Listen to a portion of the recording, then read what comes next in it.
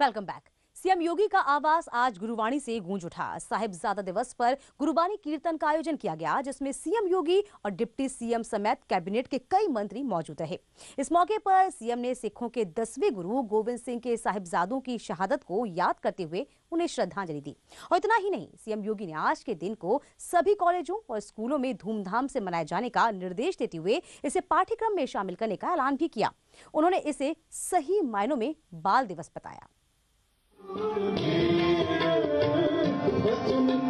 लखनऊ में मुख्यमंत्री आवास पर साहिबजादा दिवस पर गुरुबाणी कीर्तन का आयोजन किया गया। सीएम योगी ने गुरु ग्रंथ साहिब के आगे माथा टेका। पहली बार सीएम आवास पर गुरुबाणी कीर्तन का आयोजन किया गया। भगवा रंग की पगड़ी बांधे सीएम योगी कीर्तन के दौरान सिख धर्म के गुरुओं को याद करते हुए दिखाई दिए। इस दौरान वहां मौजूद बाकी श्रद्धालु बोले सोनेहाल, सत श्री अकाल जयकारे लगाते नजर आए।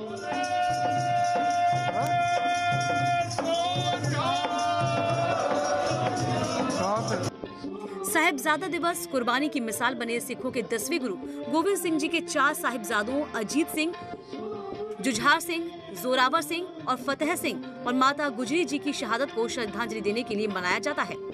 26 दिसंबर सन 1704 को गुरु गोविंद सिंह के साहिबजादों को इस्लाम धर्म कबूल न करने पर सरहिंद के नवाब ने दीवार में जिंदा चुनवा दिया था। साहिबजादों की शहादत धर्म को बचाने के लिए की गई थी। सीएम योगी ने कहा कि भारत के इतिहास से सिख इतिहास अलग नहीं है। भक्ति के माध्यम से गुरु नानक देव जी ने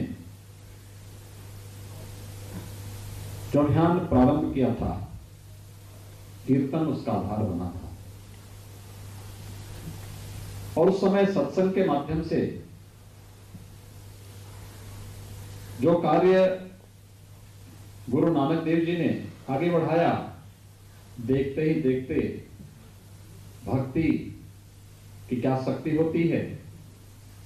आने वाली पीढ़ियां एक एक करके उस दिशा में आगे बढ़ती हुई गुरु गोविंद सिंह जी महाराज तक पहुंचते पहुंचते भक्ति और शक्ति का एक ऐसा पुंज बना जो पूरी मानवता के कल्याण का मार्ग भी प्रशस्त कर दिया। वहीं सीएम योगी ने कहा कि सिखों के साथ विदेशी आक्रांताओं ने काफी बर्बरता की थी। उन्होंने कहा कि हिंदू धर्म और संस्कृति की रक्षा के लिए साहिबजादों ने बलिदान दिया था, जो हमारे लिए प्रेरणा है। देश और अपने धर्म की रक्षा करने के लिए हम सब जूझेंगे, हम सब लड़ेंगे। अगर विश्वासघात नहीं होता तो गुरु गोविंद सिंह जी महाराज और उनके पुत्रों का ये लोग बाल बांका नहीं कर पाते।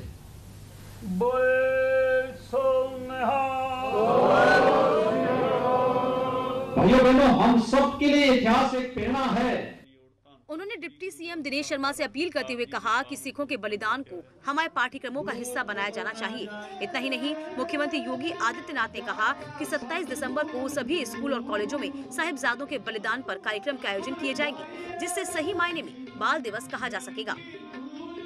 27 दिसंबर को हर स्कूल कॉलेजेस में इस पे डिबेट होना, इस पर उस दिवस को मनाने का कार्यक्रम वहां पर आयोजित होना, एक उत्सव के रूप में वहां पर इस कार्यक्रम को मना करके और लोग उससे प्रेरणा प्राप्त करें, जिससे वास्तविक बाल दिवस हमारे साहिबजादा दिवस बन सके और बच्चों के अंदर एक प्रेरणा देश और धर्म के प्रति जागृत हो सके। डिप्टी सीएम दिनेश शर्मा ने कहा कि क्रूर मुस्लिम शासकों को इतिहास कभी माफ नहीं करेगा। मुगलों का जो वंश था वो आक्रांताओं का क्रूरता का परिचायक बना और समय समय पर उन्होंने विभिन्न प्रकार के उत्पीड़न यहाँ के मूल नागरिकों का किया। एक समय ये भी आया कि जब औरंगजेब ऐसा शासक, क्रूर शासक बना जो धर्म के आधार पर भेदभाव करता था और धर्म के आधार पर भेदभाव करने के साथ साथ वो जबरन धर्म परिवर्तन करा के कहते थे कई कुंटल जब जनेऊ न देख ले तब तक उसको चैन नहीं मिलती थी। में डिप्टी सीएम केशव प्रसाद मौर्य ने कहा कि अगर उनकी आंखों के सामने शहादत होती तो वो उस मुगल शासक का सिर कलम करवा देते। इस्लामिक शासक के कारण से अल्प आयु में दीवालों में इसलिए चुनवा दिए जाते हैं कि वो इस्लाम स्वीकार नहीं करते हैं। तो मेरा तो लगता है कि आज यह घटना मेरे सामने घट रही है और इसी समय अगर वजीर खां हो तो उसकी गर्दन उड़ा दिया जाए, ऐसा एक खुशी के आंसू भी आते हैं और क्रोध से खून भी खौलता है। इसके पहले मुख्यमंत्री आवास पहुंचे गुरु ग्रंथ साहिब जी की सवारी का अपर मुख्य सचिव सूचना नवनीत सहगल ने स्वागत किया।